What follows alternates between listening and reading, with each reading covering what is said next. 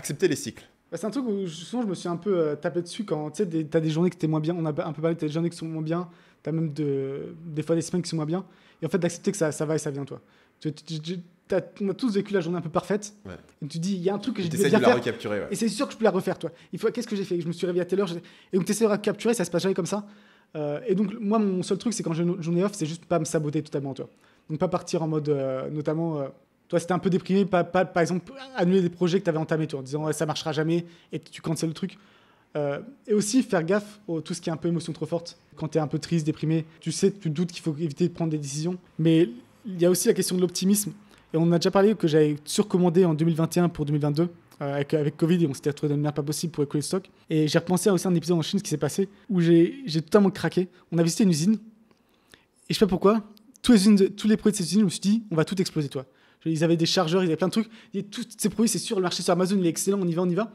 Et j'ai placé en une soirée, j'ai placé pour 1 demi-million d'euros de PO à l'époque, de commandes. Même soirée où j'ai vu les produits, tu vois. 90% d'échecs. Le pire. D'ailleurs, c'est un conseil que je donne à tous les gens qui sont en e-commerce. Ne pas choisir les produits quand ils visitent la Chine ou autre, ou quand ils sont recommandés par les fournisseurs. J'ai un taux de succès qui est très très bas. Alors que quand vraiment je me concentre que sur le marché Amazon, là on a un gros taux de succès. Et donc parce que je me sentais, tu sais, t'as ce genre de journée où tu sens, c'est sûr tout va marcher. Gros PO, grosse erreur. J'ai passé des années ensuite à payer les pots cassés. Donc ouais, c'est un truc aussi que si je me voyais à 20 ans, je me dirais, c'est un truc, par rapport à ça, quoi. Quand je suis trop en mauvaise énergie, ne pas annuler des choses. Quand je suis en trop bonne énergie, ne pas lancer des projets. Sinon, je me mets à lancer des trucs. Je dis, ouais, ça c'est une bonne idée, ça c'est une bonne idée, on va faire ça, on va faire ça, on va faire ça. Le problème, c'est que 3 mois plus tard, je suis en mode, ah putain, j'aurais pas dû faire ça. Pourquoi j'ai lancé ce truc, ça me fait chier. Tu vois, en fait, c'est pas assez gros, ça n'a pas de sens. Et en fait, le fait de se dire, il va y avoir un cycle et à un moment donné, tu vas pas te sentir aussi bien. De pas imaginer que parce que tu te sens ultra bien maintenant et tu es trop optimiste, tu as trop d'énergie, tu vas avoir l'énergie que tu as là, tu vois, tout le temps. Et donc, moi, dans les deux cas, en fait, je m'interdis de prendre des trop grosses décisions. Et j'essaie de les prendre quand je suis plus neutre, en fait. La friction normale d'être en mode normal m'évite de faire des projets où je pense que c'est des bonnes décisions de les éviter, tu vois. Parce que probablement, ce qu'il faudrait faire, c'est faire moins de projets, mais comprendre mieux et faire des trucs plus gros, en fait. Est-ce que tu as le phénomène où justement généralement tes pires journées sont suivies par tes meilleures journées ou pas? Moi j'ai beaucoup ça. Vraiment les journées où c'est vraiment la loose totale, généralement le lendemain c'est incroyable.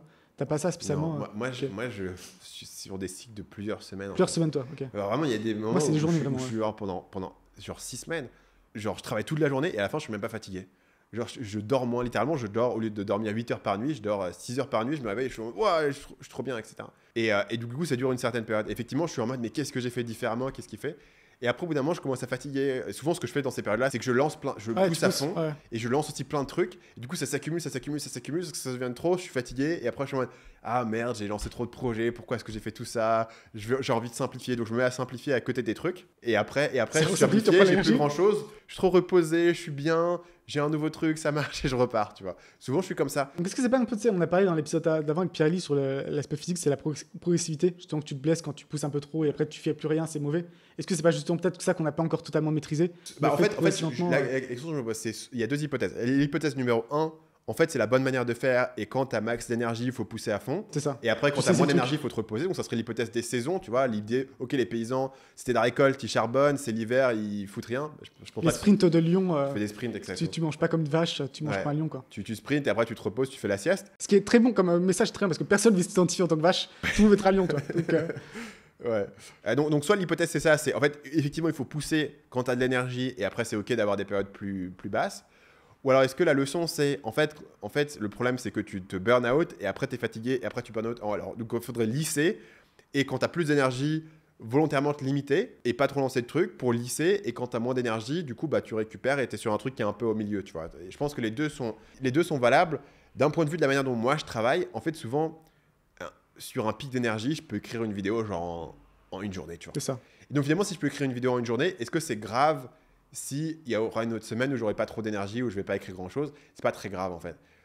Essayer d'écrire 500 mots par jour, c'est peut-être un peu plus dur. Donc, par rapport à la manière dont moi, je fonctionne, la plupart, tu vois, si vraiment tu regardes ma chaîne, même le 80-20 des vidéos, tu vois, il y a une poignée de vidéos qui ont rapporté l'immense majorité des abonnés, en fait. Et c'est souvent des vidéos qui ont été faites assez rapidement, genre la vidéo Aude What the Fake, la vidéo Squeezie versus Thibaut InShape, les vidéos Loot Wall Street, Better Call Saul, etc. C'est toutes des vidéos que j'ai fait en une journée d'inspiration. En fait. Euh, et donc finalement, tu te dis, peut-être que c'est OK si c'est un petit peu plus irrégulier, tant que l'inspiration, elle paye. Et pareil, tu vois, j'ai écrit des pages de vente qui ont rapporté des millions, bah, cette page de vente, fondamentalement, je l'ai écrit en 3-4 jours d'inspiration, en fait, tu vois.